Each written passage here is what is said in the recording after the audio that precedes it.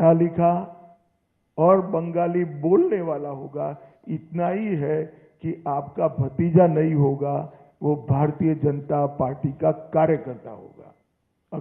अगली सरकार बंगाल के ही भारतीय जनता पार्टी के कार्यकर्ता ने बनानी है।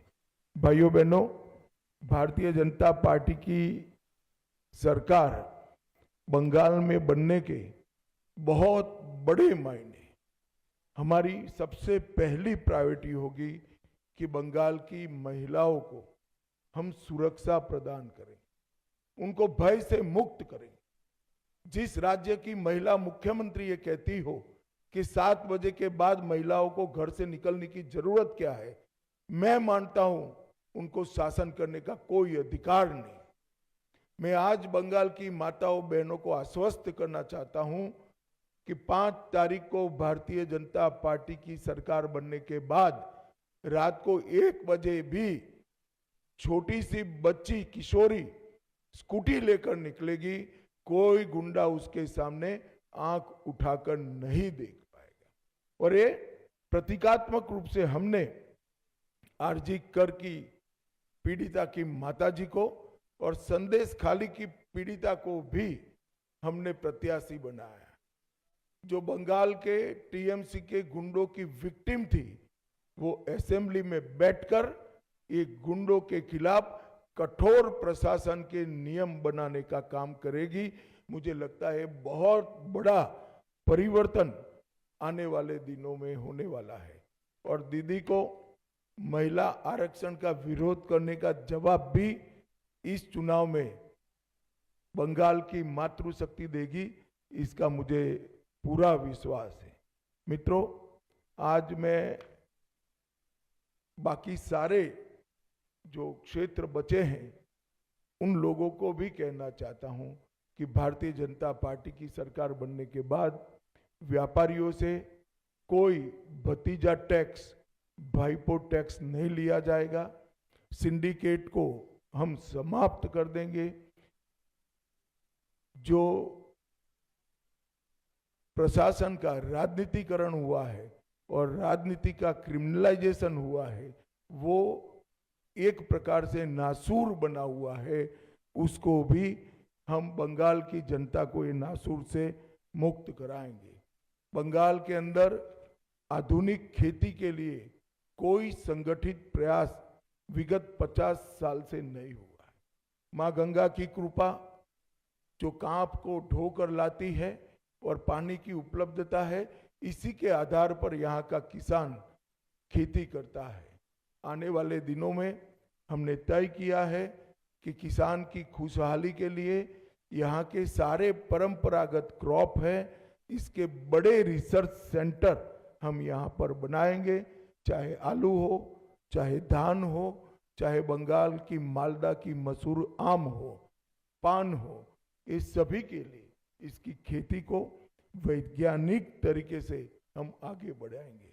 और एक भ्रष्टाचार प्रस्तापित इंस्टीट्यूशनलाइज करने का काम ममता बनर्जी ने किया है।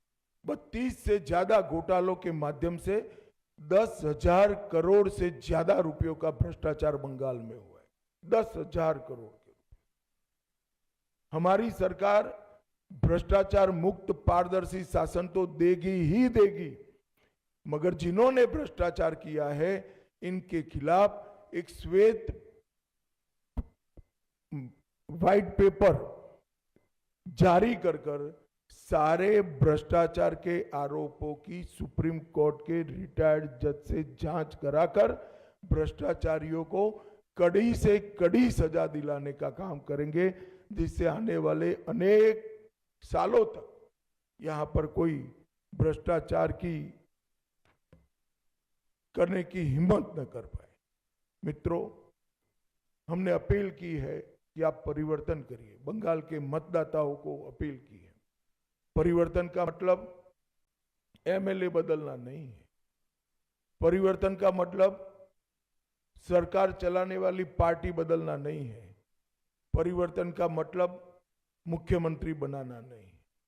परिवर्तन का मतलब है घुसपैठ मुक्त बंगाल बनाना, घुसपैठ न हो ऐसी सीमाएं बनाना, भ्रष्टाचार से मुक्त प्रशासन देना, तुष्टीकरण की राजनीति से बंगाल को पूर्णतया मुक्त कर देना, रंगदारी और सिंडिकेट राज समाप्त करना, विकास की तेज रफ्तार, उद्योगों के लिए लाल जाजम बिछाकर उनका स्वागत और इसके माध्यम से युवाओं के लिए रोजगारी को आगे बढ़ाना, आधुनिक इंफ्रास्ट्रक्चर और इन्वेस्टमेंट दोनों के लिए short term long term policy बनाना और संसाधन जुटाकर इसको जमीन पर उतारना, कानून का राज प्रस्तापित करना, कैडर के राज से बंगाल की जनता को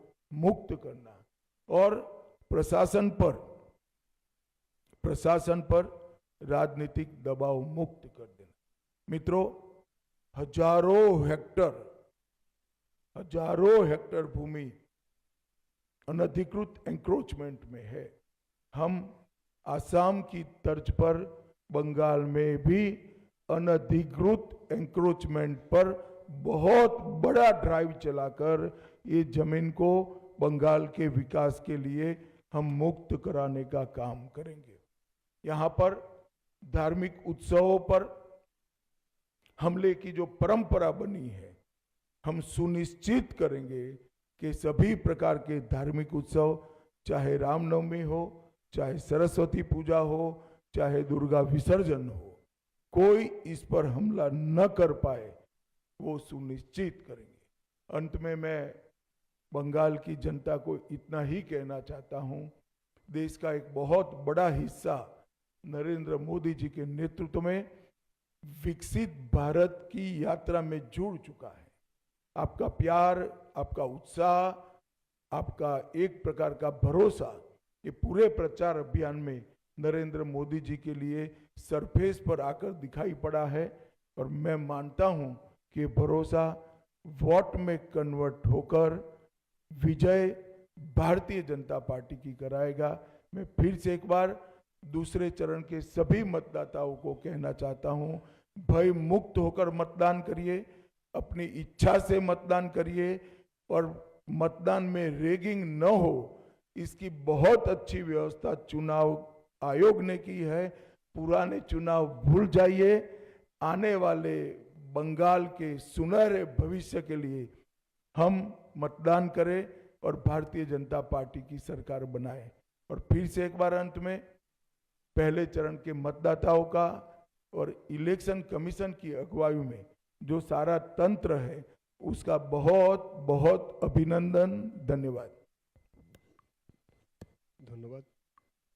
प्रश्नोत्तर मौमिता चक्रवर्ती, जी 24 घंटा।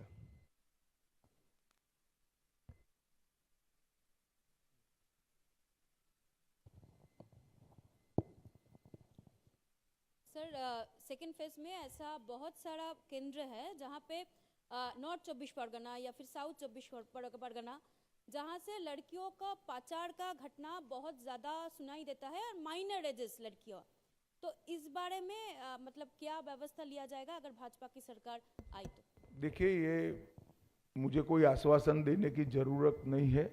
हमारा ट्रैक रिकॉर्ड है, जहाँ जहाँ भारतीय जनता पार्टी की सरकारें बनी, हमारी सबसे टॉप की प्रायोरिटी में से एक महिला सुरक्षा रही है और ये हमने कर कर भी दिखाया है। और बंगाल की माताओं बहनों को भी पूरा भरोसा है और हमने सिंबॉलिक रूप से महिला अत्याचार की विक्टिम को भी प्रत्याशी बनाकर बंगाल की विधानसभा में बिठाने का तय किया है। और मैं मानता हूं कि किसी भी पार्टी की एक टॉप मोस्ट प्रायोरिटी होनी चाहिए थी, महिला मुख्यमंत्री की तो सबसे पहली होनी चाहिए, परंतु ये हुआ नहीं है। भारतीय जनता पार्टी की सरकार ही ये करेगी। Moupiya Nandi, Kolkata TV.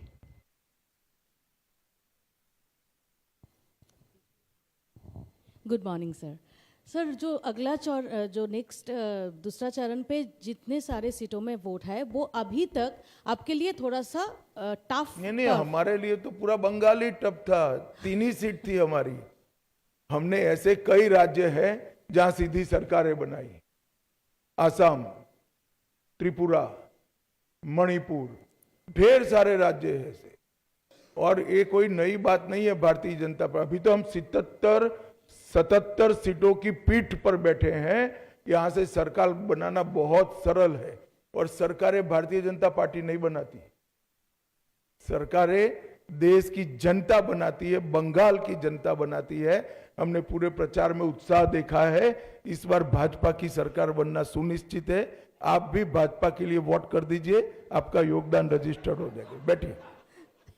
Rohit Khanna, times of India. Sir, दो सवाल।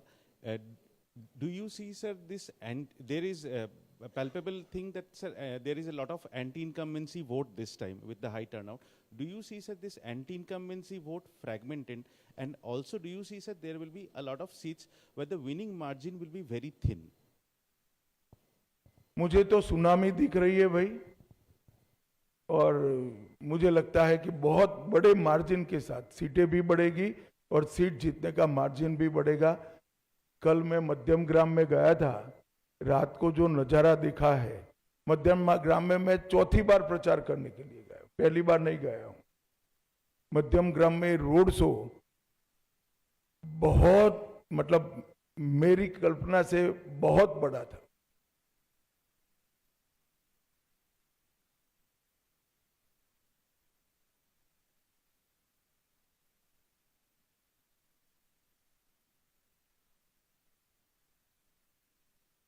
नहीं, देखिए, पहले कलकत्ता सिटी कांग्रेस के लिए वोट करता था, एक बार परिवर्तन हुआ और कम्युनिस्ट आए, फिर कम्युनिस्टों के लिए करता था, एक बार परिवर्तन हुआ, दीदी आई, अब दीदी के लिए करता है। इस बार परिवर्तन होगा, भाजपा आएगी और हर बार की तरह 30 साल तक भाजपा के साथ रहेगी। আমি যার নাম ডাকছি এবং তার তিনি হাত তুলবেন, মনোজ্ঞা লোহিওয়াল দিদি, এনডিটিভি। মনোজ্ঞা লোহিয়াল দিদি, এনডিটিভির।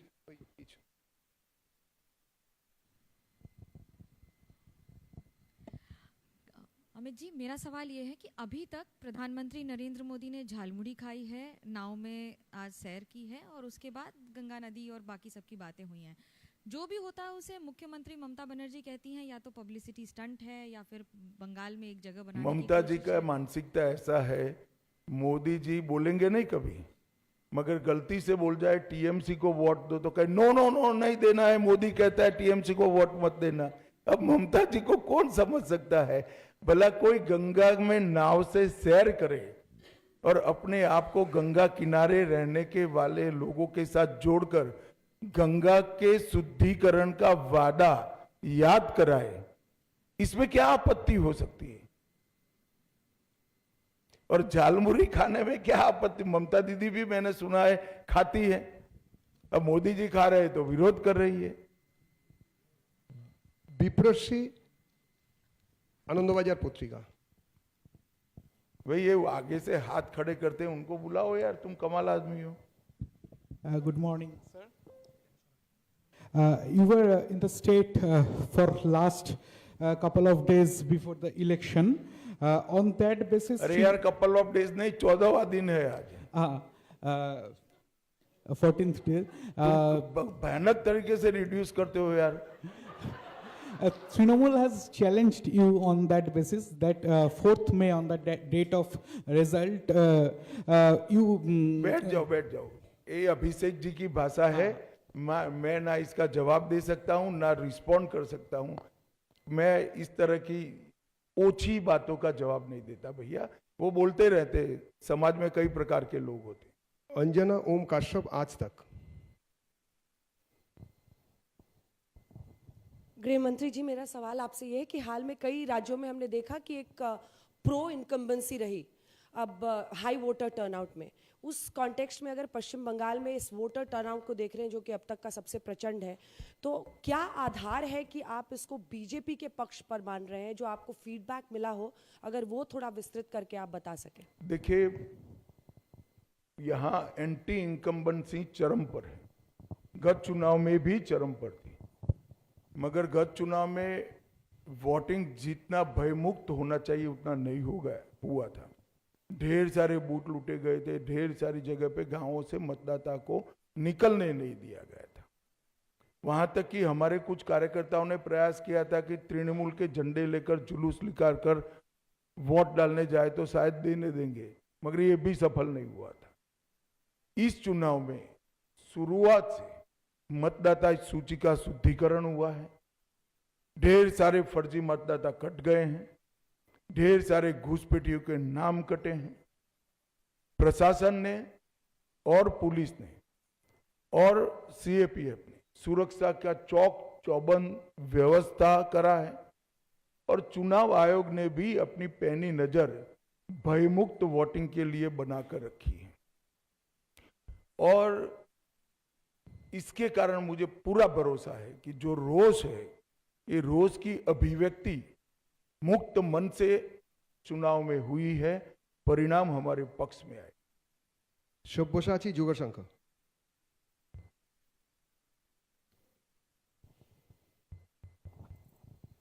सर, पहले दफ़ा जो मतदान हुआ है इसमें आप लोग दावा कर रहे हैं कि 110 के ऊपर जाएगा, लेकिन तृणमूल कांग्रेस का दावा है ये एसआईआर के अगेंस्ट में वोट जा रहा है। इसके विषय में आपको क्या टिप्पणी है? कुछ नहीं कहना है, सबको जो भरोसा है वो बताना चाहिए जनता को। जनता को किस पर भरोसा करना वो जनता तय करे। Devendra Parashar, India TV. Devendra Parashar, India TV. हाँ, खड़ा करते हैं भैया, गुस्से मत हो यार, क्यों ममता दीदी जैसा करते हो? गृहमंत्री जी, करता हूँ मैं जी, आप अलाउ करें तो दो छोटे सवाल हैं मेरे।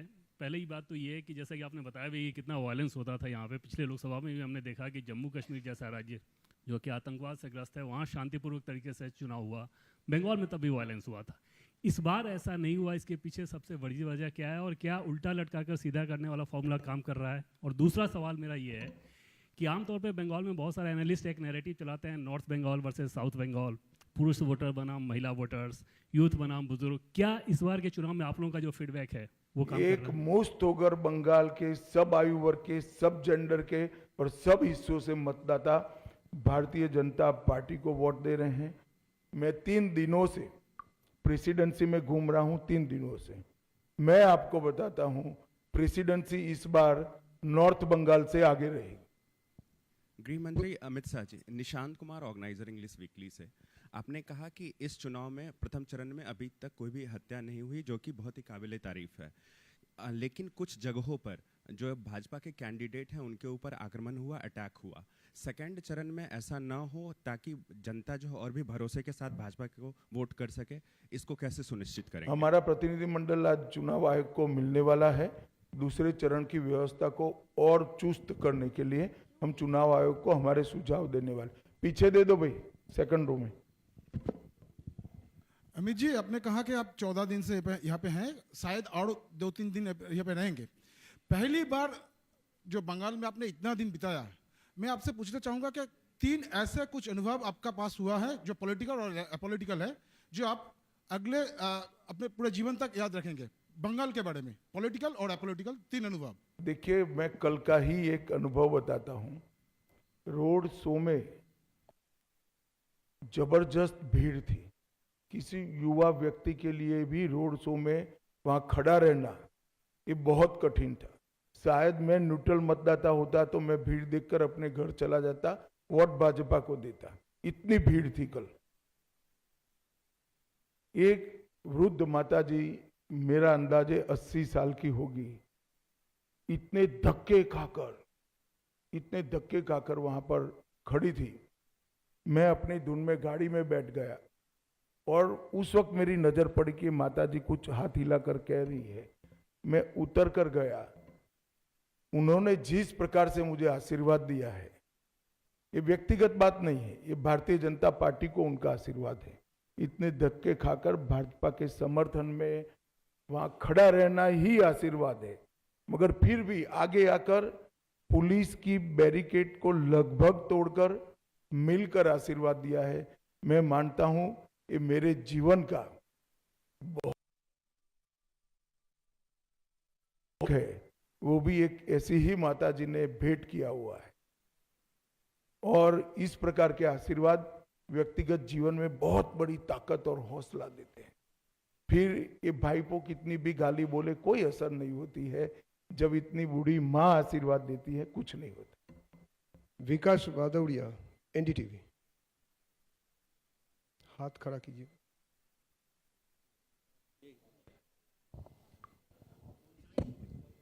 गृहमंत्री जी, मेरा सवाल ये है, आपने कहा कि भाईपो टैक्स यहाँ पर चल रहा है, उस पर कड़ी कार्रवाई करेंगे, लेकिन हमने पिछले कई चुनावों में देखा, अशोक गहलोत की लाल डायरी का मसला आया, कोई कार्रवाई नहीं हुई, भूपेश बघेल के खिलाफ भी घोटालों की बात हुई, कोई कार्रवाई नहीं हुई, अरविंद केजरीवाल तो बरी तक हो गए। तो जो बयानबाजी होती है वो चुनावी जुमला भर रह जाती, बाद में कड़ी कार्रवाई नहीं होती। ऐसा है, आपकी कार्रवाई से आपका रेफरेंस है, कोई कानून को सुने बगैर उठाकर बंद कर दो। जांच होता है, जांच में सहयोग नहीं करते हैं, देरी होती है। सैन सभी जिन्होंने भ्रष्टाचार किया है इसमें आएंगे ही आएंगे, आप भरोसा करिए। और जब आता है तब तो आप विंडिक्टिव अप्रोच का प्रेस करते हो, स्टेटमेंट देते हो। कोई विंडिक्टिव अप्रोच नहीं है, इसकी बकायदा जांच होती है, एजेंसी अपना काम स्वतंत्र रूप से करती हैं और एजेंसियों को कोर्ट में उलझाकर समय भी बहुत जाया किया जाता है, इसलिए देरी हो रही है। मगर सबसे बड़ी बात बंद होना है और बंद होने के बाद आगे न हो इसके लिए एग्जाम्पल सेट करना। शेष प्रश्न अमित कुमार, टाइम्स नाउ। अमित भाई, अब तो पहला चरण का मतदान हो गया, लेकिन चुनाव के दौरान लगातार ममता ये कह रही थी कि जो अधिकारी बीजेपी के लिए काम कर रहा है, मैं एक एक अधिकारी को पहचान रही हूँ, नजर रखी हूँ, उन पर कार्रवाई करेंगे। साथ ही साथ ये भी कही थी कि चुनाव बंगाल कब्जा करने के बाद दिल्ली कब्जा करेंगे और दिल्ली से भाजपा को भगाएंगे। बहुत अच्छी बात है, चलिए।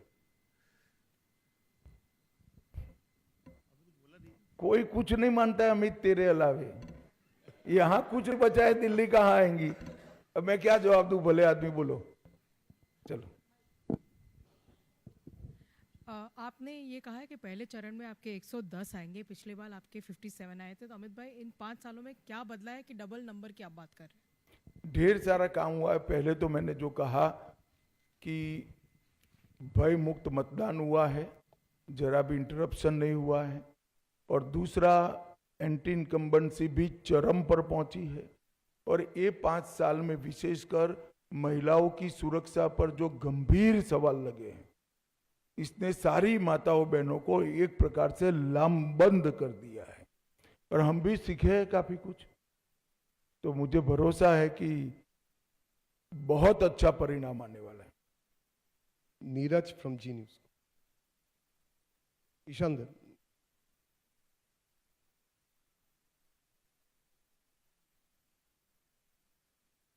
एक सेकंड।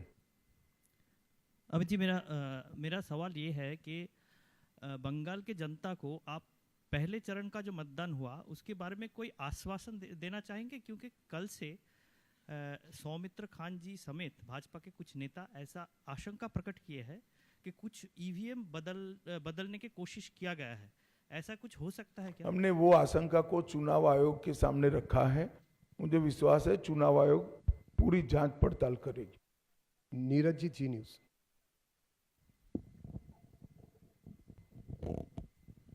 अमित जी, कोलकाता के आसपास के बहुत से ऐसे इलाके हैं जहां पर बहुत सारे घर खाली मिल रहे हैं। कहा यह जा रहा है कि वहां पहले बांग्लादेशी रहते थे, अब वो लोग छोड़कर यहां से चले गए हैं।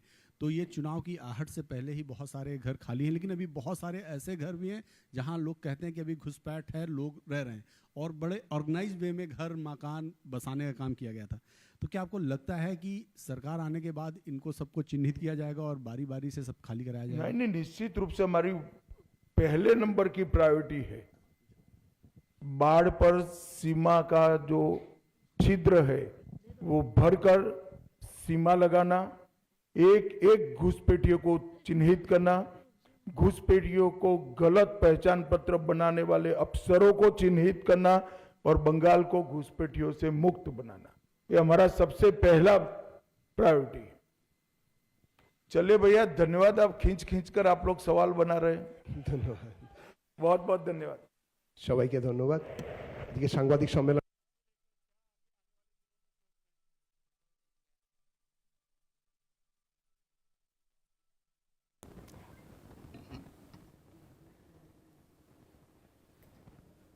तो गृह मंत्री अमित शाह को आप सुन रहे थे। पश्चिम बंगाल में उनकी मौजूदगी और रिकॉर्ड तोड़ वोटिंग को लेकर जनता का आभार जताते हुए नजर आए। उन्होंने कहा कि इस चुनाव में किसी की जान नहीं गई, ये बहुत बड़ी बात थी। यानी कि जो व्यवस्था यहाँ पे सुरक्षा को लेकर की गई थी अब केंद्र की तरफ से, उसका असर जो है ग्राउंड जीरो पर देखने को मिला और बंगाल में परिवर्तन होगा, ये जनता ने स्पष्ट कर दिया है।